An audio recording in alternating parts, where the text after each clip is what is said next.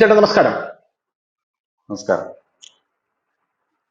ചേട്ടാ, പാകിസ്ഥാനിൽ വലിയ രീതിയിലുള്ള പ്രതിഷേധങ്ങളും പ്രക്ഷോഭങ്ങളും നടക്കുന്നു. അതിന്റെ കൂട്ടത്തിൽ ഇപ്പോൾ ഇന്ത്യ വലിയ വലിയ കളികളുമായി രംഗത്തെത്തുന്നു. ഇപ്പോൾ വരുന്ന ഏറ്റവും സുപ്രധാനമായിട്ടുള്ള വാർത്ത എന്ന് പറയുന്നത് പാകിസ്ഥാനിലെ പാക് അധീന കശ്മീർ എന്ന് പറഞ്ഞാൽ പാകിസ്ഥാന്റെ ഭരണഘടന അവിടെ ബാധകമല്ല. അവിടെയുള്ള ജനങ്ങൾ വലിയ രീതിയിലുള്ള പ്രക്ഷോഭം പണ്ട് മുതലേ നടത്തിക്കൊണ്ടിരിക്കുകയാണ്. അവിടെ മാത്രമല്ല, ബലൂചിസ്ഥാനിൽ പ്രക്ഷോഭം നടക്കുന്നു, പാകിസ്ഥാന്റെ പല ഭാഗത്തിൽ പ്രക്ഷോഭം നടക്കുന്നു, പാകിസ്ഥാൻ വിവിധ രാജ്യങ്ങളായി മുറിക്കണം എന്ന് പറഞ്ഞ പ്രക്ഷോഭങ്ങൾ നടക്കുന്നു. ഞാൻ ഈ ബലൂചിസ്ഥാനെ കുറിച്ച് ആദ്യമായിട്ട് കേൾക്കുന്നത് നരേന്ദ്രമോദി കയറിയ സമയത്ത് പാകിസ്ഥാൻ ഇന്ത്യയുടെ കാര്യം നോക്കാതെ ബലൂചിസ്ഥാന്റെ കാര്യം നോക്കൂ എന്ന് പറയുന്ന ആ സമയത്താണ് ബലൂചിസ്ഥാനെ കുറിച്ച് നമ്മൾ കേൾക്കുന്നത്. അതിനു മുമ്പ് ഇന്ത്യയിലെ ഒരു പ്രധാനമന്ത്രിയും അങ്ങനെ ബലൂചിസ്ഥാന്റെ പേര് ഇത്ര പബ്ലിക്കായിട്ട് പറഞ്ഞിട്ടുണ്ട് എന്ന് എനിക്ക് തോന്നുന്നില്ല. അന്നത് വലിയ സംഭവമായിരുന്നു. അപ്പൊ ബലൂചിസ്ഥാനിലെ ജനങ്ങൾക്ക് ഇന്ത്യ വലിയ പിന്തുണ കൊടുക്കുന്നു. അവിടെ മോദിയുടെ പ്ലക്കാർഡുകളൊക്കെ ഉയരുന്നു. ഇപ്പോ പാക് അധീന കശ്മീരിൽ ഒരു പ്രക്ഷോഭം തുടങ്ങിയിരിക്കുകയാണ്, വലിയ രീതിയിലുള്ള പ്രക്ഷോഭം. അവിടെയുള്ള ജനങ്ങൾ പാകിസ്ഥാൻ ഗവൺമെന്റിനെതിരെയാണ് പ്രക്ഷോഭം നടക്കുന്നത്. പ്രക്ഷോഭങ്ങളൊന്നും അവിടെ പുത്തരിയല്ല എങ്കിലും വലിയ വലിയ പ്രക്ഷോഭങ്ങൾ, സാധാരണ പ്രക്ഷോഭത്തെക്കാട്ടിലും വലിയ ഒരു പ്രക്ഷോഭമായതുകൊണ്ടാണ് നമ്മൾ ഇതിനെക്കുറിച്ച് ചർച്ച ചെയ്യേണ്ടി വരുന്നത്. അത് ഈ സമയത്ത് നടക്കുന്നു എന്നുള്ളത് കൊണ്ടാണ്. കാരണം ഈ അഫ്ഗാനിസ്ഥാനിൽ നിന്നും താലിബാൻ റാവൽപിണ്ടി മേഖലയിലും നമ്മുടെ ഖൈബർ പക്തൂൺ മേഖലയിലും അടക്കം കയറി വലിയ പാകിസ്ഥാന്റെ സൈനികരെ മുഴുവൻ അവിടെ നിന്ന് ഓടിക്കുന്ന കാഴ്ച കാണുന്നു. വസീറിസ്ഥാനിലടക്കം ഈ ടെഹ്രീക്കെ താലിബാൻ അഴിഞ്ഞാടുന്ന ഒരു കാഴ്ച പാകിസ്ഥാനകത്ത് കയറി. അപ്പോ ഈ പാകിസ്ഥാൻ ഒരു ഭയമുണ്ട്, ഈ ഖൈബർ ഇടനാഴി കട്ട് ചെയ്ത് കഴിഞ്ഞാൽ ഈ പാക് അധീന കശ്മീർ ഒറ്റപ്പെടും. പാക് അധീന കശ്മീർ ഒറ്റപ്പെട്ട് കഴിഞ്ഞാൽ വലിയ പാടാണ് പാകിസ്ഥാൻ. എന്നാൽ ഇന്ത്യക്ക് പാക് അധീന കശ്മീർ പിടിക്കാനും എളുപ്പമാണ്. അമിത്ഷാ 2 ദിവസം മുമ്പ് പറഞ്ഞ ഒരു പ്രസ്താവന ബിചേട്ടൻ ശ്രദ്ധിച്ചു കാണും. അതായത് അമിത്ഷാ പറഞ്ഞത് നമ്മുടെ സ്ഥലമാണ് കശ്മീർ എന്ന് പറയുന്നത്. കശ്യപ മഹർഷിയുടെ പേരിൽ നിന്നാണ് കശ്മീർ എന്ന പേര് വന്നിരിക്കുന്നത്. അതിന്റെ എല്ലാ ഭാഗവും, അതാണ് പോയിന്റ്, അതിന്റെ എല്ലാ ഭാഗവും ഞങ്ങൾക്ക് അവകാശപ്പെട്ടത് തന്നെയാണെന്നാണ് അമിത്ഷാ പറഞ്ഞത്. അപ്പോ ഈ നമ്മുടെ നാട്ടിലെ മാധ്യമ പ്രവർത്തകരൊക്കെ അമിത്ഷാ എന്താ പറഞ്ഞു, അമിത്ഷാ ഇങ്ങനെ പറഞ്ഞുകൊണ്ടേ ഇരിക്കും എന്ന് വിചാരിക്കുന്ന ചില ടീമുകളാണ്. മനസ്സിലല്ലേ? ഈ അമിത്ഷാ അരക്കൻ ആർമി നമ്മുടെ ഈ സെയിന്റ് മാർട്ടിൻ പോർട്ട് പിടിച്ച് അവിടെ കയറി എന്ന് പറഞ്ഞപ്പോ അമിത്ഷാ 2 ദിവസം മുമ്പ് ഒരു ഡയലോഗ് അടിച്ചിരുന്നു. അമിത്ഷാ പറഞ്ഞത്, ചിറ്റഗോങ് തുറമുഖം ഞങ്ങൾ ഇതാ റിവൈവ് ചെയ്യാൻ പോകുന്നു, ഇനി മുതൽ നോർത്ത് ഈസ്റ്റിലേക്കുള്ള സകല ചരക്ക് നീക്കങ്ങളും അവിടെ നിന്ന് നടക്കട്ടെ എന്ന് പറഞ്ഞു. അപ്പോഴും നമ്മളെ മാധ്യമ പ്രവർത്തകർ പറഞ്ഞു, അമിത്ഷാ എന്തോ പറയുന്നു പറഞ്ഞുകൊണ്ടില്ല ഒരുപാട്. അതുപോലെ അതിനുശേഷം നമ്മൾ കണ്ടതാണ്. കാരണം ചിറ്റഗോങ്ങിൽ കൃത്യമായിട്ട് ഇന്ത്യ പടക്കപ്പലുകൾ ഇറക്കുന്നു, സെയിന്റ് മാർട്ടിൻ തിരിച്ച് നമുക്ക് ലീസിന് തരാന്ന് പറയുന്നു. അതുപോലൊരു പ്രസ്താവന ഇവിടെ അമിത്ഷാ നടത്തിയിട്ടുണ്ട്. അതുപോലെ തന്നെ ഈ ഛത്തീസ്ഗഡിൽ നമ്മൾ കണ്ടതാണ്. ഛത്തീസ്ഗഡിലെ ബീജാപ്പൂരിലടക്കം ഈ മാവോയിസ്റ്റുകളെ തുരത്താനായിട്ട് അമിത്ഷാ 2026 യവന്മാരെ അടപടലം പൂട്ടിയിരിക്കുമെന്ന് പറഞ്ഞിരുന്നു. അപ്പോഴും നമ്മുടെ കേരളത്തിലുള്ള മാധ്യമ പ്രവർത്തകർ പറഞ്ഞു, അമിത്ഷാ എന്തോ പറയുന്നു എന്ന് പറഞ്ഞുകൊണ്ടാണ് നമ്മുടെ കേരളത്തിലെ മാധ്യമ പ്രവർത്തകർ ഇരിക്കുന്നത്. അതുകൊണ്ട് അമിത്ഷാ ഈ പറഞ്ഞ കാര്യം അത് നമുക്ക് അങ്ങനെ എന്തോ പറയുന്നു എന്ന് പറഞ്ഞ് അങ്ങനെ തള്ളിക്കളയാനൊക്കെ പറ്റില്ല. പ്രത്യേകിച്ച് ഈ പാക് അധീന കശ്മീരിൽ ഈ പ്രക്ഷോഭങ്ങളൊക്കെ ഈ നടക്കുന്ന ഈ സാഹചര്യത്തിൽ എന്താ തോന്നുന്നത്, ഇതിന്റെ പിന്നിൽ എന്താണ് നടക്കാൻ പോകുന്നത്? പാകിസ്ഥാനെ സംബന്ധിച്ച് ഈ പാക് അധിനിവേശ കാശ്മീരിലുള്ള അവരുടെ ഒരു മോഹത്തിന് ആദ്യം തിരിച്ചടി. അവർക്ക് അതിനോട് ഇൻട്രസ്റ്റ് ഇല്ല ഇപ്പൊ എന്ന് വേണമെങ്കിൽ പറയാം. പാക് അധിനിവേശ കാശ്മീരിനോട് പാകിസ്ഥാൻ ഇൻട്രസ്റ്റേ ഇല്ല ഇപ്പോ. അവർക്ക് ഇൻട്രസ്റ്റ് ഉണ്ടായിരുന്നു. ആ ഇൻട്രസ്റ്റ് കുറയാനുള്ള പ്രധാന കാരണം നമ്മുടെ നോട്ട് നിരോധനമാണ്. കാരണം ഇന്ത്യക്കെതിരെയുള്ള ഭീകരവാദ പ്രവർത്തനങ്ങളും ഒപ്പം തന്നെ കള്ളനോട്ടടി ഫാക്ടറികൾ പ്രവർത്തിച്ചിരുന്ന ഒരു ഇടമായിരുന്നു ഗിൽഗിസ്ഥാനും ഒപ്പം തന്നെ ബാൾട്ടിസ്ഥാനും ഒക്കെ. അതായത് ഈ പാക് അധിനിവേശ കാശ്മീരിലെ പ്രധാനപ്പെട്ട ഇടങ്ങളായ ഗിൽജിത്തും ബാൾട്ടിസ്ഥാനും ഒക്കെ ആയിരുന്നു കള്ളനോട്ടടി ഫാക്ടറികൾ പ്രവർത്തിച്ചിരുന്നു. അവിടെ നിന്നാണ് ഈ 500-ന്റെയും മറ്റും നോട്ടുകൾ അച്ചടിച്ചുകൊണ്ട് വന്ന് ജമ്മു കാശ്മീരിൽ അടക്കമുള്ളവർക്ക് അത് വിതരണം ചെയ്ത് ഇന്ത്യക്കെതിരെ. അപ്പോ ആ നോട്ട് നിരോധനത്തോടു കൂടി തന്നെ അവിടുത്തെ ഫാക്ടറികളെല്ലാം ഒറ്റ ദിവസം കൊണ്ട് പൂട്ടപ്പെട്ടു. കാരണം പിന്നീട് ഇനി എന്താണ് ഇന്ത്യ ചെയ്യുന്നതെന്ന് അറിയില്ല. പിന്നെ ഈ നോട്ടുകളൊക്കെ മാറി വരാനെടുത്ത ഒരു ടൈമിൽ പിന്നെ ഒന്നും ചെയ്യാൻ കഴിയാത്തൊരു സാഹചര്യം. 2019 ആയപ്പോഴേക്കും ഇന്ത്യ അതിർത്തി കടന്ന് സർജിക്കൽ സ്ട്രൈക്ക് കൂടെ ചെയ്തു കഴിഞ്ഞപ്പോഴേക്കും ഈ പാക് അധിനിവേശ കാശ്മീരുള്ള ലോഞ്ചിങ് പാഡുകളും ഒക്കെ ദുഷ്കരമായി തുടങ്ങി. അതൊരു ബാധ്യത പോലെ പാകിസ്ഥാൻ ആയി തുടങ്ങി. ഒന്ന്. രണ്ടാമത്തെ ഒരു കാര്യം, പാകിസ്ഥാനിലെ ഈ നമ്മുടെ ജനം ഈ സാധാരണ ഈ പാക് അധിനിവേശ കാശ്മീരിലെ വാർത്തകൾ നമ്മൾ കൊടുക്കുമ്പോൾ അതിന് താഴെ വന്നിട്ട് ഒരുപാട് പേര് കമന്റ് ചെയ്യാറുണ്ട്. എന്തിനാണ് ഈ വയ്യാവേലി നമ്മുടെ അടുത്ത് തലക്കി വെക്കുന്നത്, എന്തിനാണ് നമ്മൾ ഈ പാക് അധിനിവേശ കാശ്മീർ എടുത്ത് കൂട്ടിച്ചേർക്കുന്നത് എന്ന് ചോദിക്കാറുണ്ട്. അതെന്തുകൊണ്ടാണെന്ന് ചോദിച്ചാൽ പാക് അധിനിവേശ കാശ്മീരിന്റെ ഇമ്പോർട്ടന്റ് അവർക്ക് അറിയില്ല എന്നുകൊണ്ടാണ്. സാധാരണപ്പെട്ട ജനം കരുതുന്ന ഒരു ഇമ്പോർട്ടന്റ് എന്താന്ന് ചോദിച്ചു കഴിഞ്ഞാൽ ഭീകരന്മാർ ഉള്ള ഇടമാണ് പാക് അധിനിവേശ കാശ്മീർ, അത് കൂടെ പിടിച്ചു കഴിഞ്ഞാൽ ഇന്ത്യ കുറച്ച് സേഫ് ആകും എന്നുള്ളതാണ്. അതൊരു കാരണമാണ്. മറ്റുള്ളവർ പറയുന്നത് എന്തിനാണ് അപ്പുറത്ത് ഈ പാക് അധിനിവേശ കാശ്മീർ കിടക്കുന്നൊക്കെ ഭീകരന്മാരാണ്, ഇനി അവന്മാരെ കൂടെ കൊണ്ടിട്ട് നമ്മളെ തലവേദന ഇടുന്നത്, അതുകൊണ്ട് അവന്മാരൊന്നും വേണ്ടാന്ന് പറയുന്നവരുണ്ട്. പക്ഷെ ഇതിന്റെ ഒരു യാഥാർത്ഥ്യം ഇതൊന്നുമല്ല. പാക് അധിനിവേശ കാശ്മീർ എന്ന് പറഞ്ഞ ഇന്ത്യയെ സംബന്ധിച്ച് ഇപ്പോൾ അത് വളരെ നിർണായകം തന്നെയാണ്. ഒന്ന്, നമ്മളിപ്പോൾ ഉണ്ടാക്കിയെടുത്തിരിക്കുന്ന ഒരു കണക്ഷൻ ഉണ്ട്. നമ്മളത് കഴിഞ്ഞ ചർച്ചയിൽ നമ്മളത് വിശദമാക്കി പറഞ്ഞിരുന്നു, ഇന്നലെ നടന്ന ചർച്ചയിൽ. അതായത് അഫ്ഗാനിസ്ഥാനിൽ ഇറാനും ഒക്കെ ആയിട്ട് നമ്മൾ ചേർത്തെടുക്കുന്ന റോഡ്, റെയിൽ ഗതാഗതമുണ്ട്. ഇതിൽ നമുക്ക് വേണ്ട ഒരു പ്രധാനപ്പെട്ട, നമ്മൾ ഇപ്പോൾ ലക്ഷ്യം വെക്കുന്ന ഒരു പ്രധാന പാത എന്ന് പറയുന്നത് ഖൈബർ ഇടനാഴി തന്നെയാണ്. ഈ ഇടനാഴി വേണമെങ്കിൽ, ആ ഇടനാഴി പ്രവർത്തനക്ഷമമാകണമെങ്കിൽ, അതായത് അഫ്ഗാനിസ്ഥാന്റെ ബോർഡറിൽ നിന്ന് തുടങ്ങുന്ന ആ ഒരു ഇടനാഴി അത് ബലൂചിസ്ഥാൻ വഴി കടന്നു വരുന്നതാണ്. അത് കഴിഞ്ഞിട്ട് അത് വരുന്ന പിയോക്കയിലാണ്. അത് നമുക്ക് അതുവഴി വീണ്ടും നമുക്ക് പഴയ പോലെ ട്രേഡിംഗ് തുടങ്ങി നമുക്ക് ഈ റഷ്യയും താജിക്കിസ്ഥാനും ഉൾപ്പെടെ ഉള്ളിടത്തേക്ക്, ഇറാൻ ഉൾപ്പെടെയുള്ള മിഡിൽ ഈസ്റ്റിലേക്ക് ട്രേഡിംഗ് നടത്തണമെങ്കിൽ നമുക്ക് ആ പാത കൂടിയേ തീരും. അതാണ് ഒന്നാമത്തെ കാരണം. അതിന് നമുക്ക് പിഒക്കെ കൂടിയേ തീരും. രണ്ടാമത്തെ കാര്യം മതപരമായ, വിശ്വാസപരമായ കാര്യമാണ്. ഹിന്ദുക്കളെ സംബന്ധിച്ചും ശങ്കരാചാര്യരുടെ ശാരദാപീഠം സ്ഥിതി ചെയ്യുന്നിടം, മറ്റൊന്ന് സിഖുകാരെ സംബന്ധിച്ച് അവരുടെ ഏറ്റവും പുരാതനമായിട്ടുള്ള അവരുടെ ഒരു എന്താണ് അതിന് പറയുന്നത്, ഈ നമ്മുടെ സുവർണക്ഷേത്രം പോലെ തന്നെ അവർക്ക് വിവിധ രാജ്യങ്ങളിൽ ഉള്ള അവരുടെ പുരാതനമായിട്ട് അഫ്ഗാനിസ്ഥാനിലും പാകിസ്ഥാനിലും ഉണ്ട്. കർത്താർപൂർ ഇടനാഴി പോലെ ആരാധനാലയം, ഒരു പ്രധാനപ്പെട്ട ആരാധനാലയം, ആ ഒരു ആരാധനാലയമുണ്ട്. ഇവിടങ്ങളിലൊക്കെ പരമ്പരാഗതമായിട്ട് ഈ പറയുന്ന ഹിന്ദുക്കളും സിഖുകാരും ഒക്കെ തീർത്ഥയാത്ര നടത്തിക്കൊണ്ട് ഇരുന്നവരാണ്. ഇനി ഇവരെല്ലാം മുസ്ലിംസ് ആണോ അധിനിവേശ കാശ്മീരിൽ ഉള്ളതെന്ന് ചോദിച്ചാൽ ഇപ്പൊ നിലവിൽ മുസ്ലിംസ് ആണ് എന്ന് പറയാമെങ്കിൽ തന്നെയും പാക് അധിനിവേശ കാശ്മീരിന്റെ ബോർഡറിലുള്ളവരും കാശ്മീർ ബോർഡറിലുള്ളവരും പഹാരികൾ എന്ന് പറയുന്ന ഒരു വലിയ വിഭാഗമാണ്. ഈ പഹാരികൾ പഞ്ചാബിൽ നിന്നും നേപ്പാൾ അതിർത്തിയിൽ നിന്നും വന്ന നാടോടികളാണ്. അതേവരെ ആ ഭാഷ സംസാരിക്കുന്നതുകൊണ്ടാണ് അവരങ്ങനെ പറയുന്നത്. അവരിപ്പോ മുസ്ലിംസ് ആണ്, പക്ഷെ എങ്കിൽ പോലും അവരുടെ ഒരു കൾച്ചർ അല്ലെങ്കിൽ അവരുടെ കാര്യങ്ങൾ എന്ന് പറഞ്ഞു കഴിഞ്ഞാല് ഈ പറയുന്ന നമ്മുടെ സംസ്കാരവുമായി ചേർന്ന് പോകുന്ന ഒന്നാണ്. രണ്ടാമത്തെ കാര്യം, പാക് അധിനിവേശ കാശ്മീരിൽ അല്ല അവിടുത്തുകാരല്ല ഭീകരന്മാർ. പാകിസ്ഥാൻ അവിടെ കൊണ്ടുവന്ന് ഭീകരന്മാരെ പാർപ്പിച്ചുകൊണ്ട് ട്രെയിനിങ് കൊടുത്തുകൊണ്ട് അവിടെ നിന്ന് ഇന്ത്യയിലേക്ക് കടത്തിവിട്ടുകൊണ്ടാണ് ഈ പരിപാടികൾ മുഴുവൻ ചെയ്തിരുന്നത്. അപ്പം ആദ്യം ഇന്ത്യയുടെ ഈ നോട്ട് നിരോധനം വന്നപ്പോൾ തന്നെ പാകിസ്ഥാൻ ഇൻട്രസ്റ്റ് കുറഞ്ഞു. കാരണം പിന്നെ അത് വെച്ചോണ്ടിരിക്കേണ്ട, അത് കഴിയുമ്പോഴാണ് ഈ നമ്മുടെ ഈ സർജിക്കൽ സ്ട്രൈക്ക് വരുന്നത്. സർജിക്കൽ സ്ട്രൈക്ക് കൂടെ വന്നു കഴിഞ്ഞപ്പോൾ അതൊരു സേഫായ ഇടമല്ല, വെറുതെ ഒരു സ്ഥലം. പിന്നെ അത് ഈ 2-3 മാസത്തിന് മുമ്പ് ഒരു നിർണായകമായ ഒരു പ്രസ്താവന അല്ലെങ്കിൽ ഒരു നിരീക്ഷണം പാക് ഹൈക്കോടതിയുടെ ഭാഗത്തു നിന്നുണ്ടായി. അവിടെ ഈ നമ്മുടെ പാക് അധിനിവേശ കാശ്മീരിലെ ഒരു വ്യക്തി പ്രതിയായ ഒരു കേസ് പാകിസ്ഥാൻ കോടതിയിൽ എത്തുകയും അയാൾക്ക് പലവട്ടം സമൻസ് അയച്ചിട്ടും ഈ പ്രതി ഹാജരാകാതെ വരികയും ചെയ്തപ്പോ വാദി വീണ്ടും കോടതിയെ സമീപിച്ചു. അത് കർശന നടപടി എടുക്കണം എന്ന് പറഞ്ഞപ്പോ കോടതി പറഞ്ഞൊരു കാര്യം, ഈ പാക് അധിനിവേശ കാശ്മീരിൽ പാകിസ്ഥാന്റെ ഭരണഘടന അല്ല ഉള്ളത്, അതൊരു സ്വതന്ത്രമായ പ്രദേശമാണ്. അതുകൊണ്ട് തന്നെ നമ്മുടെ കോടതിക്കോ നമുക്കോ അതിനൊരു ഉത്തരവിടാനോ മറ്റോ പറ്റില്ല. കാരണം അത് സ്വതന്ത്രമായ വേറൊരു പ്രദേശമാണ്, വേറൊരു ഭരണഘടനയുള്ള പ്രദേശം. ശരിയാണ്, അവിടെ ഒരു പ്രധാനമന്ത്രിയുണ്ട് പാക് അധിനിവേശ കാശ്മീരിൽ, എല്ലാം ഉണ്ട്. അത് പാകിസ്ഥാൻ വെച്ചിരിക്കുന്ന ഒരു സംവിധാനമാണ്. അപ്പോൾ പാക് അധിനിവേശ പ്രദേശത്തെ ജനങ്ങൾക്ക് പാകിസ്ഥാനോടാണോ കൂറെന്ന് വെച്ചത് അവർ പെട്ടുപോയി എന്നുള്ളതാണ് നമുക്ക് മനസ്സിലാക്കാൻ കഴിയുന്നത് സാധനം. അന്ന് പാകിസ്ഥാൻ പിടിച്ചെടുത്തു, അന്ന് നമുക്കത് തിരിച്ച് എടുക്കാമായിരുന്നു. പാക് സൈന്യം അധീനപ്പെടുത്തിയതാണ്, അത് തിരിച്ചു തരണമെന്ന് പറഞ്ഞിരുന്നതാണ്, അതിന് കരാറുകൾ ഉണ്ടായിരുന്നതാണ്. നമ്മുടെ ഭരണാധികാരികൾക്ക് അത് ഈസി ആയിട്ട് അന്ന് നടക്കുമായിരുന്നു. പക്ഷെ നമ്മൾ അത് വേണ്ട എന്ന് വെച്ചു. നമ്മളത് വേണ്ടാന്ന് വെച്ചത് കൊണ്ടാണ് ഇന്ന് അവരുടെ കയ്യിലിരിക്കുന്നത്. അതല്ലാതെ അവരുടെ കൂടെ ചേർന്ന പ്രദേശമല്ല. അവരാ നെഹ്റു കാണിച്ച ഒരു കടന്തരമാണല്ലോ അത്. ആ സമയത്ത് ഇരിക്കുന്നത്. അതെ, ആ സമയത്ത് ചേട്ടാ നമ്മുടെ രാജ്യമൊക്കെ വിഭജിക്കപ്പെട്ട സമയത്ത് ഞാൻ പറയട്ടെ, അറ്റ്ലീസ്റ്റ് ഒരു മുള്ളുവേലി കെട്ടി തിരിച്ചിട്ട് ഈ സ്ഥലം ഞങ്ങളുടെ ആണെന്ന് പറഞ്ഞു കഴിഞ്ഞാൽ പാക് അധീന കശ്മീർ നമ്മുടെ കയ്യിൽ അറ്റ്ലീസ്റ്റ് മുള്ളുവേലി വേണ്ട, നമ്മൾ കുറച്ച് കുമ്മായം എടുത്ത് വിതറിയിട്ടതാ ഇത്രയും നമ്മളെ സ്ഥലമാണെന്ന് പറഞ്ഞാൽ മതി. അതിന് പകരം നെഹ്റു അതിനെ കൊണ്ട് നേരെ UN കൊണ്ടുവച്ചു. അതേസമയം ഇപ്പൊ നമ്മുടെ സർക്കാർ പറയുന്നത് എന്താ അറിയാം, നമ്മുടെ ഇപ്പോഴത്തെ സർക്കാർ മറ്റേ കശ്മീരിന്റെ വിഷയം വന്നപ്പോ പറഞ്ഞത് നമുക്കിത് UN കൊണ്ടുവയ്ക്കേണ്ട ആവശ്യമൊന്നുമില്ല, UN എന്തോരം കേസുകൾ എത്ര നാളായിട്ട് തൂങ്ങിക്കിടക്കുന്നു, അതുകൊണ്ട് UN കൊണ്ടുവച്ചിട്ട് യാതൊരുവിധ കാര്യമില്ല, കയറുക, അടിക്കുക, പിടിക്കുക. നമ്മുടെ ഇതുണ്ടല്ലോ, ന്യൂനപക്ഷങ്ങൾക്കെതിരെ ആക്രമണം ബംഗ്ലാദേശിൽ നടന്നപ്പോൾ RSS പറഞ്ഞ പ്രസ്താവനയാണിത്. കശ്മീർ UN എത്ര നാളായിട്ട് കിടക്കുന്നെന്ന് അറിയാമോ? അതുകൊണ്ട് ന്യൂനപക്ഷങ്ങളുടെ സംരക്ഷണത്തിന് നമ്മുടെ സിലിഗുറി കോറിഡോർ വലുതാക്കുന്നതിന് നമുക്ക് അത് എടുത്തുകൊണ്ട് പോയി UN ഒന്നും കൊണ്ടുപോകേണ്ട ആവശ്യമില്ല, കയറുക, അടിക്കുക, തുലയ്ക്കുക, പിടിക്കുക, അത്രയേ ഉള്ളൂ പ്രതീക്ഷിക്കുന്നത്. പിന്നെ നമ്മള് ഇന്ത്യക്ക് ഈ പാക് അധിനിവേശ കാശ്മീർ സ്വന്തമാക്കേണ്ട വലിയൊരു സംഭവം കൂടി ഉണ്ട്. ധനുഷ് ശ്രദ്ധിച്ചു കാണും, ഒരു 7-8 മാസം മുമ്പ് ഒരു വലിയ വാർത്ത ഉണ്ടായിരുന്നു, അന്തർദേശീയ തലത്തിൽ തന്നെ വന്നു.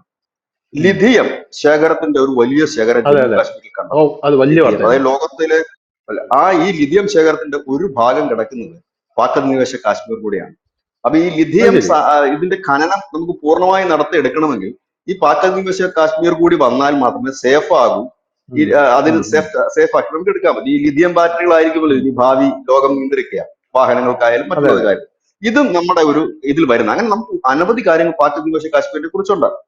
അപ്പോ സ്വാഭാവികമായിട്ടും ഈ ജനങ്ങൾ പ്രക്ഷോഭത്തിലുണ്ടാകാനുള്ള കാരണം ഇവരെ പിടിച്ചെടുത്ത സമയത്ത് ഇവർക്ക് അവിടെ വീടുകൾ ഉണ്ടായി. ഈ പുരാതനമായ ഉം, അവരുടെ വീടുകൾ, പരമ്പരാഗതമായി കിട്ടിയ വീടുകൾ. ഇത് ഈ പാകിസ്ഥാൻ സർക്കാർ ചൈനയിലെ റിയൽ എസ്റ്റേറ്റ് കമ്പനികൾക്ക് ഇത് വിറ്റു. അതായത് ഇവരറിയാതെ ഇവർക്ക് വിറ്റു. ചൈനീസ് കമ്പനികൾ വന്ന് ഇവരെ തെരുവിലേക്ക് ഇറക്കി വിട്ടു. ഇവർ വീടില്ലാതെ ആയിപ്പോയി. അന്നാണ് അവിടെ ആദ്യത്തെ വലിയ പ്രക്ഷോഭം ഉണ്ടായിരുന്നത്. അവർ പ്രതീക്ഷിച്ചില്ല അങ്ങനെ ഒരെണ്ണം. കാരണം ഇവർ സ്വയം മനസ്സാനുഭവിച്ച് പാകിസ്ഥാനോട് ചേർന്നവരല്ല. അവർ പിടിച്ചെടുത്തിട്ട് ഇവരെ ഈ അടിമകളെ കണക്ക് കൊണ്ടു നടക്കുന്നു എന്നുള്ളതാണ് അവരുടെ ഏറ്റവും വലിയ പരാതി. അതിനുശേഷം പ്രകൃതി സമ്പത്തുള്ള ഒരു സ്ഥലം കൂടിയാണ്. അവിടെ അനവധി ചെറുകിട ജലവൈദ്യുതി പദ്ധതികളുണ്ട്. ഇതിൽ നിന്ന് ഉൽപ്പാദിപ്പിക്കുന്ന വൈദ്യുതി എല്ലാം പാകിസ്ഥാൻ കൊണ്ടുപോയി മറ്റിടങ്ങളിൽ പാകിസ്ഥാന്റെ മറ്റു സ്ഥലങ്ങളിൽ ഉപയോഗപ്പെടുത്തിയിട്ട് ഈ പറയുന്ന ഉം, പാക് അധിനിവേശ കാശ്മീരിലെ ജനങ്ങൾക്ക് വൈദ്യുതി ക്ഷാമമാണ്. വൈദ്യുതി ക്ഷാമം എന്ന് പറഞ്ഞാൽ ചെറിയ പവർ കട്ട് ഒന്നുമല്ല. 14 മണിക്കൂർ പവർ കട്ട്, 12 മണിക്കൂർ പവർ കട്ട്, ഇടയ്ക്കാണ് വല്ലപ്പോഴും കറണ്ട് വന്നില്ലേ. ഇതിനെ ചൊല്ലിയായിരുന്നു കഴിഞ്ഞ ഒരു വർഷമായിട്ട് പ്രക്ഷോഭം നടക്കുന്നത്. അതൊരു കാരണം. അതിനുശേഷം ഇവർക്ക് ഭീമമായ ബില്ലാ കൊടുക്കുന്നത്. രണ്ട് തരം നികുതിയാണ്. അതായത് പാകിസ്ഥാനിലെ ജനത്തിന് ഒരു നികുതി, പാക് അധിനിവേശ കാശ്മീരിൽ ഇതിന് ഡബിൾ നികുതിയാണ് കൊടുക്കേണ്ടി വരുന്നത്. അത് ഉം, ഒരു വലിയ പ്രശ്നം. ഇവരുടെ വീട് കൊണ്ടുപോയത് ഒരു പ്രശ്നം. ഇവർക്ക് സ്ഥലം വിൽക്കാൻ കഴിയില്ല. അവിടെയാണ് ഇവർ കുരുക്ക് മനസ്സിലാകുന്നത്. അതായത് ചൈനയ്ക്ക് ഇവര് ഒന്നുകിൽ പാട്ടത്തിനോ ഇല്ലെങ്കിൽ അടങ്കലിലോ കൊടുത്തതാണ്. എന്താണെന്ന് അറിയില്ല. ഇവിടെ ഈ പാക് അധിനിവേശ കാശ്മീരിലുള്ളവർക്ക് ക്രയവിക്രയം നടത്താൻ കഴിയാത്ത ഒരു സാഹചര്യം. അത് മൂന്നാമത്തെ ശരി. ഒരു കാര്യം എന്ന് പറഞ്ഞു കഴിഞ്ഞാൽ ഈ വൈദ്യുതിയുടെ മാത്രം പ്രശ്നങ്ങളല്ല, അവർക്ക് ഈ മറ്റു യാതൊരു സ്വാതന്ത്ര്യവും ഇല്ലാത്ത ഒരു ഒരു ഘട്ടം. കാരണം ഈ പാകിസ്ഥാനെ സംബന്ധിച്ച് ഇപ്പൊ അത് ചൈന പാകിസ്ഥാൻ സാമ്പത്തിക ഇടനാഴിയുടെ ഒരു ഭാഗം മാത്രമാണ്. ഇപ്പൊ ഉം, കാരക്കോരം ഹൈവേ ആണ് കഴിഞ്ഞ ഒരാഴ്ചയായിട്ട് പാക് അധിനിവേശ കാശ്മീരിലെ സമരക്കാർ ബ്ലോക്ക് ചെയ്തിരിക്കുന്നത്. ഈ കാരക്കോരം ഉം, ഹൈവേ ഈ ഗിൽജിത്ത് ബാൾട്ടിസ്ഥാൻ വഴി കടന്നു പോകുന്ന ഒരു ഇടമാണ്. ഇത് ഇന്ത്യയിൽ ചേർക്കാനായിട്ട് ഇന്നും ഇന്നലും തുടങ്ങിയ പണിയല്ല. നരേന്ദ്രമോദി സർക്കാർ വന്നതിന്റെ രണ്ടാം നരേന്ദ്രമോദി സർക്കാരിന്റെ കാലഘട്ടത്തില് നമ്മുടെ ജമ്മു കാശ്മീരിൽ ഓൾ ഇന്ത്യ റേഡിയോ ഉണ്ട്. നമ്മൾ ഈ ഓൾ ഇന്ത്യ റേഡിയോ കേൾക്കുമ്പോൾ ഇന്നത്തെ കാലാവസ്ഥ പറയും. നമ്മുടെ ഇപ്പൊ കേരളത്തിലാണെന്നുണ്ടെങ്കിൽ തിരുവനന്തപുരം, കൊച്ചി, കോഴിക്കോട് അങ്ങനെ പ്രധാനപ്പെട്ട നഗരങ്ങളുടെ പേര് പറയും. ഇന്നത്തെ അവിടുത്തെ കൂടിയ താപനില, കുറഞ്ഞ താപനില, ഇതൊക്കെ പറയാറുണ്ട്. അപ്പോൾ 2019 രണ്ടാം മോദി സർക്കാർ വന്നതിന് ശേഷം Jammu Kashmir all India radio കാലാവസ്ഥ പറയുമ്പോൾ അതിനകത്ത് ഈ ഗിൽജിത്ത് ബാൾട്ടിസ്ഥാന്റെ പേര് ഉപയോഗിക്കുന്നു. പാകിസ്ഥാൻ അതിനെതിരെ ഒന്നും മിണ്ടിയിട്ടില്ല. അതായത് ശ്രീനഗറിലെ കാലാവസ്ഥ പറയുന്നുണ്ട്, ജമ്മുവിലെ പറയുന്നുണ്ട്, ഒപ്പം തന്നെ ഗിൽജിത്തിലെ ബാൾട്ടിസ്ഥാന്റെ നമ്മൾ പറയുന്നുണ്ട്.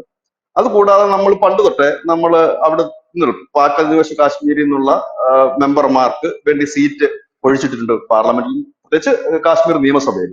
ഇത്തവണത്തെ തെരഞ്ഞെടുപ്പില് ഈ ഈ ഇപ്പൊ ഒമർ അബ്ദുള്ള ഭരണം കയറിയ ഈ തെരഞ്ഞെടുപ്പ് കഴിഞ്ഞപ്പോൾ കേന്ദ്രത്തിന്റെ നിർദ്ദേശപ്രകാരം പാക് അധിനിവേശ കാശ്മീരിന്റെ ഒരു എം എൽ എ, അതായത് അവിടുത്തെ പ്രതിനിധിയായ ഒരു എം എൽ എ, അവിടുന്ന് വന്നിട്ടുള്ള ആളാണ്. ആ പ്രതിനിധിയായ എം എൽ എ നമ്മുടെ ഈ ഈ പറയുന്ന നിയമസഭയിലുണ്ട്. ചരിത്രത്തിൽ ഉം, ആദ്യമായിട്ടാണ് പാക് അധിനിവേശ കാശ്മീരിലെ ഒരു അംഗം നമ്മുടെ അതായത് അവർക്ക് റിസർവേഷൻ ചെയ്തിട്ടുണ്ട് സീറ്റുകൾ, 14 ഉം, സീറ്റാണെന്നാണ് എനിക്ക് തോന്നുന്നത്. ആ സീറ്റുകളിൽ ആദ്യമായിട്ടൊരു അംഗത്തെ ഇത്തവണ കൊണ്ടുവന്നു. ഈ BJP 5 MLA മാരെ നോമിനേറ്റ് ചെയ്തു. ഉം, 90 അംഗ നിയമസഭ, അതിൽ 5 പേരെ കൂടെ നോമിനേറ്റ്. 5 പേരിൽ ഒരാള് പാക് അധിനിവേശ കാശ്മീരിൽ നിന്നുള്ള MLA ആണ്. അയാൾ അവിടുത്തുകാരനാണ്. അങ്ങനെ ചരിത്രത്തിൽ ഉം, അപ്പൊ അതിനർത്ഥം എന്താണ്? നമ്മൾ ഇപ്പോഴേ തന്നെ അത് നമ്മുടേതാണെന്ന് ഫിക്സ് ചെയ്ത് കഴിഞ്ഞു. ഇനി അതിൽ വേറെ അതെ. വ്യത്യാസമൊന്നുമില്ല. MLA ആയി, കാലാവസ്ഥ നമ്മൾ അവിടുത്തെ കാര്യങ്ങൾ പറയുന്നുണ്ട്. ഇതിനിടയിൽ അവിടെ നടന്ന പ്രക്ഷോഭത്തിന്റെ സ്വഭാവം മാറി. എനിക്ക് തോന്നുന്നു കഴിഞ്ഞ വർഷം നടന്ന സമരത്തിന്റെ അവിടെ ഒരു സ്കൂൾ വിദ്യാർത്ഥിനി ഉൾപ്പെടെ പാക് സൈന്യത്തിന് വെടിയേറ്റ് കൊല്ലപ്പെട്ടു. അപ്പം ഈ പ്രക്ഷോഭത്തിനെ ഒതുക്കാൻ വേണ്ടി അവർ വെടിവെച്ചതാണ്. അപ്പോ അന്ന് അവർ നടത്തിയ ആ ഒരു വലിയ സമരത്തിൽ ഈ നരേന്ദ്രമോദിയുടെ ചിത്രം പതിപ്പിച്ച, നമ്മളിപ്പോ ഈ ഗൂഗിളൊക്കെ സെർച്ച് ചെയ്യാൻ കിട്ടും, ചിത്രം പതിപ്പിച്ച പ്ലക്കാർഡുകൾ എന്തിക്കൊണ്ട് ആ പ്രക്ഷോഭം ഇടയ്ക്ക് ചില ഉം, വന്നത്. ഉം, അതിനകത്ത് ഈ പ്രക്ഷോഭം നയിച്ചിരുന്ന നേതാക്കന്മാരുണ്ടായിരുന്നു. ആ നേതാക്കന്മാര് പറഞ്ഞ അതിനകത്ത് ഹുൻസ അവാമി ആക്ഷനെ പറ്റിയാണ് ഇപ്പൊ പ്രക്ഷോഭം നടത്തിക്കൊണ്ടിരിക്കുന്നത്. അന്ന് ഓൾ പാർട്ടി കോർഡിനേഷൻ ആയിരുന്നു. ഇപ്പൊ ഓൾ പാർട്ടി ട്രേഡേഴ്സ് യൂണിയൻ ഒക്കെ അതിനകത്ത് പിന്തുണ പ്രഖ്യാപിച്ചു. അപ്പോ അന്ന് അവർ പറഞ്ഞൊരു കാര്യമുണ്ട്, ഞങ്ങൾക്ക് ഇന്ത്യയോട് ചേരാൻ യാതൊരു മടിയുമില്ല, ഞങ്ങളെ രക്ഷിക്കാൻ ഇന്ത്യക്ക് കഴിയൂ എന്ന് പറഞ്ഞു. ഉം, നരേന്ദ്രമോദി ഞങ്ങളെ രക്ഷിക്കണമെന്ന് അവർ പരസ്യമായി തന്നെ അതിന്റെ നേതാക്കൾ ആഹ്വാനം ചെയ്തു. നമ്മുടെ ന്യൂസ് ഇന്ത്യ മലയാളം ഒക്കെ അന്ന് വാർത്ത ചെയ്തിരുന്നതാണ് അതിനെക്കുറിച്ച്. അതിന് പ്രതികരണം നമ്മുടെ കേന്ദ്രത്തിന്റെ ഭാഗത്തു നിന്നല്ല വന്നത്. അതിന്റെ പ്രതികരണം വന്നത് ജമ്മു കാശ്മീരിൽ നിന്ന് തന്നെയാണ്. ജമ്മു കാശ്മീരിലെ ജനത്തിനോട് അന്ന് ദേശീയ മാധ്യമങ്ങൾ ചോദിച്ചു, ഇങ്ങനെ പാക് അധിനിവേശ കാശ്മീർ ആൾക്കാരൊക്കെ ഇങ്ങനെ പറയുന്നുള്ളത്, അത് വരുന്നതിനെ കുറിച്ച് നിങ്ങളുടെ അഭിപ്രായം ചോദിച്ചിട്ടുണ്ട്. അവര് ഞങ്ങളുടെ സഹോദരങ്ങളാണ്, ഞങ്ങളുടെ ബന്ധുക്കൾ പലരും പാക് അധിനിവേശ കാശ്മീരിലാണ് ഞങ്ങളുടെ കിടക്കുന്നത്. അവർക്ക് എപ്പോ വേണമെങ്കിലും ഇവിടെ വരാം, ഞങ്ങൾ അതിന് സർവ്വതാ സ്വാഗതം ചെയ്യുന്ന ഒരു കാര്യമാണ്. അത് ഞങ്ങൾ രണ്ടും രണ്ടല്ല, ഒന്നാണ്. അത് അവര് സ്വയം പിരിഞ്ഞു പോയതൊന്നുമല്ല, അന്നത് സംഭവിച്ചു പോയി എന്ന് മാത്രമേ ഉള്ളൂ.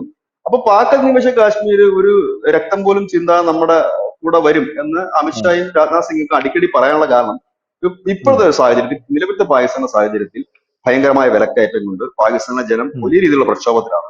രണ്ടാമത്തെ അവിടുത്തെ ഒരു കാര്യം വലിയ പണപ്പെരുപ്പാണ്, തൊഴിലില്ലായ്മ രൂക്ഷമാണ്. അതായത് സർക്കാർ തന്നെ നിലനിൽക്കാൻ കഴിയാത്ത ഒരു സാഹചര്യം. ബലൂചിസ്ഥാൻ പ്രവിശ്യയിലേക്ക് അവിടുത്തെ സൈന്യത്തിന് കടന്നു ചെല്ലാൻ കഴിയാത്ത പ്രക്ഷോഭം നടക്കുന്ന സമയം ഇവിടെയാണ് കഴിഞ്ഞ ഒരാഴ്ചയായിട്ട് ഈ പറയുന്ന കാരക്കോരം ഹൈവേ ഈ ഗിൽജിത്തും ബാൾട്ടിസ്ഥാനും ഉൾപ്പെടുന്ന പാക് അധിനിവേശ കാശ്മീരിലൂടെ കടന്നു പോകുന്ന പാക് ചൈന സാമ്പത്തിക ഇടനാഴി ബ്ലോക്ക് ചെയ്തിരിക്കുക. ആയിരക്കണക്കിന് ട്രക്കുകളാണ് ബ്ലോക്കായി കിടക്കുന്നത്. അതായത് ചൈനയിൽ നിന്ന് വരുന്ന പാലുൽപ്പന്നങ്ങൾ അടക്കമുള്ളവ തടയപ്പെട്ട് കിടക്കുക ഒരാഴ്ചയായിട്ട്. അത് സർക്കാരിനൊന്നും ഇടപെട്ട് മാറ്റാൻ കഴിയുന്നില്ല. കാരണം അവര് സ്വാഭാവികമായ ആ രാജ്യത്ത് മുഴുവൻ പ്രശ്നമാണ്. പഴയതുപോലെ പാക് അധിനിവേശ കാശ്മീർ ഫോക്കസ് ചെയ്ത് അവിടുത്തെ ആശ്വസിപ്പിക്കാനും ഇല്ലെങ്കിൽ നിങ്ങളുടെ പ്രശ്നങ്ങൾ പരിഹരിക്കാനും പറയാനുള്ള സമയമില്ല. എന്ത് പറ്റി? ഈ ബ്ലോക്ക് ആയത് മൂലം, ട്രക്കുകൾ ബ്ലോക്ക് ആയപ്പോൾ ചരക്ക് നീക്കം നടക്കുന്നില്ല. ചരക്ക് നീക്കം നടക്കാതെ വന്നപ്പോൾ എന്താണ് സംഭവിച്ചത്? അത് വീണ്ടും കൂടുതൽ പാകിസ്ഥാനുള്ളിൽ കൂടുതൽ പ്രശ്നങ്ങൾ സൃഷ്ടിച്ചുകൊണ്ടിരിക്കുകയാണ്. എനിക്ക് തോന്നുന്നത് അധികം വൈകാതെ തന്നെ ഈ പാക് അധിനിവേശ കാശ്മീർ ഇന്ത്യയുടെ ഒരു ഭാഗമായി മാറും എന്നുള്ളതാണ്. ഇടയ്ക്ക് കുറച്ചാൾ മുമ്പ് ഒരു വാർത്ത ഉണ്ടായിരുന്നു, ഇതിലൊരു ട്രയൽ ഇന്ത്യൻ ആർമി നടത്തിയിരുന്നു, ഇന്ത്യൻ സേന നടത്തിയിരുന്നു. ഈ അതിർത്തി കടന്ന് 4 കിലോമീറ്റർ ഉള്ളിൽ നമ്മൾ പോയിട്ട് നമ്മുടെ പതാക സ്ഥാപിച്ചിരുന്നു എന്ന് പറഞ്ഞിട്ട് ചില ദേശീയ മാധ്യമങ്ങൾ ഒരു വാർത്ത നൽകിയിരുന്നു. അതിനകത്ത് എത്രത്തോളം സത്യമുണ്ട് എന്നറിയില്ല. കാരണം അങ്ങനെ സ്ഥാപിച്ചതിന് ശേഷമായിരുന്നു നമ്മൾ അതിർത്തിയില് കഴിഞ്ഞ വർഷമാണ് നമ്മുടെ ഈ ശാരദാപീഠം ക്ഷേത്രവുമായി ബന്ധപ്പെട്ട് തീർത്ഥാടനം പണ്ട് നമുക്ക് നടന്നിരുന്നു. ഹിന്ദുക്കള് ഇവിടുന്ന് നടന്ന് അവിടെ ചെല്ലുകയും അവിടുന്ന് പോവുകയും. അപ്പൊ ആ അതിർത്തിയിൽ അവിടെ ഒരു ക്ഷേത്രം ഉണ്ടായിരുന്നു പണ്ട്. ആ ക്ഷേത്രത്തിൽ തങ്ങിയതിനു ശേഷമാണ്, റെസ്റ്റ് ചെയ്തതിനു ശേഷമാണ് പിന്നെ അങ്ങോട്ടേക്ക് പോകുന്നത്. 20 കിലോമീറ്റർ ദൂരമേ ഉള്ളൂ അവിടുന്ന്. അപ്പോ ആ ക്ഷേത്രം പുനർനിർമ്മിച്ചായിരുന്നു ഈ രണ്ടാം മോദി മന്ത്രിസഭയുടെ കാലത്ത്. അത് അമിത്ഷാ മുൻകൈ എടുത്താണ് മോചിപ്പിച്ചത്. അപ്പൊ അമിത്ഷാ ആ ക്ഷേത്രം തുറന്നു കൊടുത്തു അവിടുത്തെ ജനങ്ങൾക്ക് വേണ്ടി. ആ ഫംഗ്ഷൻ അമിത്ഷാ ആണ് ചെയ്തത്. അത് ബോർഡർ ലൈനിൽ, അതായത് നിയന്ത്രണ രേഖയ്ക്ക് അടുത്താണ് ക്ഷേത്രം. ആ സമയത്താണ് ഈ വാർത്തയിൽ നിന്നത് നമ്മുടെ ഇന്ത്യൻ സേന പാക് അധിനിവേശ കാശ്മീരിന് ഉള്ളിൽ കടന്നിട്ട് 4 കിലോമീറ്റർ അകത്ത് നമ്മൾ നമ്മുടെ പതാക സ്ഥാപിച്ചിരിക്കുന്നു. അതിനുശേഷമാണ് അമിത്ഷാ അവിടെ പോയിട്ട് ഈ ഇത് നടത്തിയത്. അവിടെ ഒരു വലിയ ഇത് പണിതിട്ടുണ്ട് ഈ ക്ഷേത്രത്തോടനുബന്ധിച്ച് തന്നെ, ഈ തീർത്ഥാടകർക്ക് റെസ്റ്റ് ചെയ്യാനൊക്കെ. ഇപ്പൊ നമ്മൾ എല്ലാ ആഘോഷവും അവിടെ നടത്താറില്ല. ഈ ക്ഷേത്രം ഭീകരന്മാർ തകർത്തുകളയൊക്കെ ചെയ്തിരുന്നു. ഇപ്പൊ അത് ക്ഷേത്രം പുനർനിർമ്മിക്കുക മാത്രമല്ല, ക്ഷേത്രത്തോട് അനുബന്ധിച്ചിട്ട് ഒരു വലിയ ഹാളും ഒക്കെ വെച്ചിട്ട് ദീപാവലിയൊക്കെ ഇപ്പൊ വലിയ രീതിയിൽ നമ്മൾ ആ ക്ഷേത്രത്തിൽ ആഘോഷിക്കുന്നുണ്ട്. അന്ന് അമിത്ഷാ പറഞ്ഞിരുന്നു, നിങ്ങൾ ആരും വിഷമിക്കണ്ട, പഴയതുപോലെ നമുക്ക് അധികം വൈകാതെ ശാരദാപീഠത്തിലേക്ക് പോകാം. ശാരദാപീഠം ഇന്നില്ല, മുഴുവൻ അവന്മാർ തകർത്ത് കളഞ്ഞു, അവിടെ പോകാമെന്ന് അദ്ദേഹം പറയുകയും ചെയ്തു. അതിനോടനുബന്ധിച്ചാണ് ഈ ഒരു വാർത്ത വരുന്നത്, പാക് അധിനിവേശ കാശ്മീർ ഉള്ളിലേക്ക് 4 കിലോമീറ്റർ ഉള്ളിലേക്ക് ഇന്ത്യൻ സൈന്യം കടന്നിരിക്കുന്നുണ്ട്. അപ്പൊ ഇങ്ങനെയൊക്കെ ഉണ്ട്. അതുകൊണ്ട് അധികം വൈകാതെ നമുക്ക് ആ സന്തോഷം വന്ന് കേൾക്കാം.